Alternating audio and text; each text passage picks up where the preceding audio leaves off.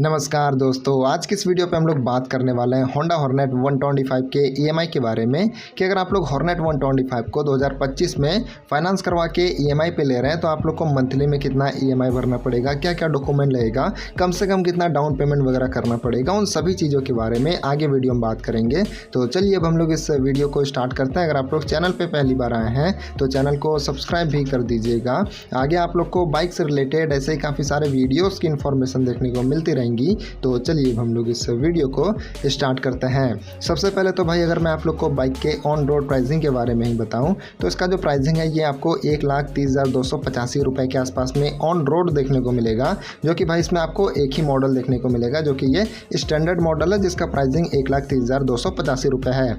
अब यहाँ पे भाई हम लोग सबसे पहले तो डॉक्यूमेंट के बारे में बात करते हैं कि इस बाइक को अगर आप EMI पे ले रहे हैं तो आप लोग को कौन कौन से डॉक्यूमेंट चाहिए होंगे।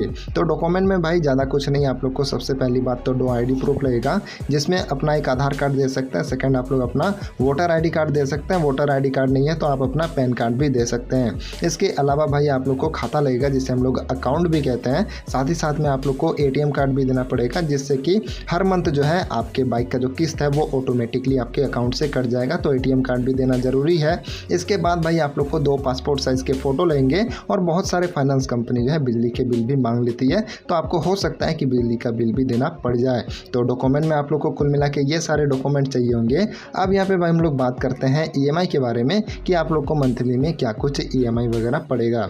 सबसे पहली बात तो भाई हम लोग डाउन पेमेंट के बारे में ही बात करते हैं कि इस बाइक के लिए कितना डाउन पेमेंट करना पड़ेगा कम से कम। यहाँ पे मैं आपको बता दूँ कि इस बाइक का जो ऑन रोड प्राइसिंग है उसका भाई 30% आप लोग को डाउन पेमेंट करना ही पड़ेगा, यानी कि 1,30,285 रुपये का अगर हम लोग 30% निकाले तो अप्रॉक्सीमेटली भाई यहाँ पे 39,000 के आसपास में होता है। और थोड़ा बहुत जो है प्रोसेसिंग चार्ज वगैरह भी कंपनी लेती है, तो कुल मिला के अगर आप देखोगे तो कम से कम आप लोग को 40,000 रुपये के आसपास में जो है इस बाइक के लिए डाउन पेमेंट करना पड़ेगा। अब अगर आप लोग 40,000 रुपये जो डाउन पेमेंट करोगे भाई, यहाँ पे मैं आपको बता दूँ कि आपका जो है ना जो डाउन पेमेंट है ये सिविल स्कोर पे भी डिपेंड करता है। आपका सिविल स्कोर ज़्यादा बेटर होगा तो आप लोग को कम डाउन पेमेंट पे भी बाइक मिल जाएगी। अगर आपका सिविल स्कोर ख़राब होगा तो आपको ज़्यादा भी डाउन पेमेंट करना पड़ सकता है। तो मतलब कि जो डाउन पेमेंट है वो आपके सिविल स्कोर पे भी डिपेंड करता है। ये मैंने जो आप लोग को 40,000 रुपये का डाउन पेमेंट बताया है ये मैंने एक नॉर्मल सिविल स्कोर वाले के लिए बताया है। बाकी भाई यहीं पे अगर बात करी जाए EMI के बारे में, सो अगर आप लोग इस बाइक को 1 साल के लिए लेते हैं लोन पे तो मंथली में जो है आप लोग को 8,426 रुपये के आसपास में पेमेंट करना होगा। अगर आप लोग 1 साल 6 महीने के लिए लेते हैं लोन पे तो मंथली में 5,918 रुपये के आसपास में पेमेंट करना होगा।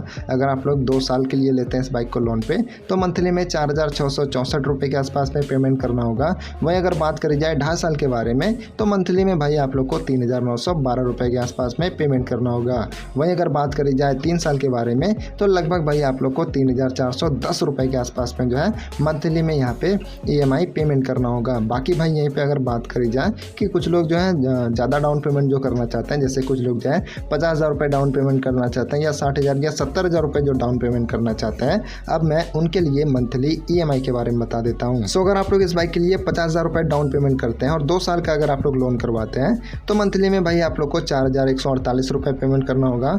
अगर आप लोग 60,000 रुपये डाउन पेमेंट करते हैं फिर आप लोग को मंथली में 3,631 रुपये के आसपास में पेमेंट करना होगा। सेम 2 साल का लोन रहेगा। अगर आप लोग 70,000 रुपये डाउन पेमेंट करते हैं और आपका 2 साल का ही लोन रहता है तो मंथली में 3,114 रुपये के आसपास में आपको EMI पेमेंट करना होगा। बाकी भाई अब हम लोग यहाँ पे बात करते हैं रेट ऑफ इंटरेस्ट के बारे में, यानी कि जो फाइनेंस कंपनी आपकी बाइक को फाइनेंस करेगी वो अपना कितना कुछ इंटरेस्ट चार्ज करेगी। सबसे पहली बात तो भाई मैं आपको बता दूं कि जो भी फाइनेंस कंपनी चार्ज मतलब कि आपका बाइक का फाइनेंस करेगी तो यहाँ पे जो जनरली रेट ऑफ इंटरेस्ट होता है ये भाई 8% से लेकर 12% के बीच में होता है। और मैंने जो आप लोग को EMI कैलकुलेशन करके बताया है ये भाई मैंने आप लोग को 12% के हिसाब से EMI कैलकुलेशन करके बताया है। और 12% का जो इंटरेस्ट है ना भाई ये आपको पूरे 1 साल का इंटरेस्ट देखने को मिलेगा।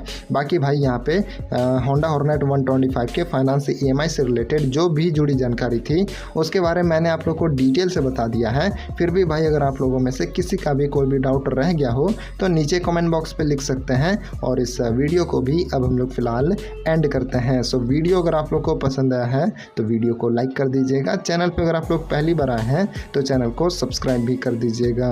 तो इस वीडियो में फिलहाल इतना ही है, मिलते हैं अगले वीडियो में। तब तक के लिए जय Hind, Vande Mataram and also ride safe.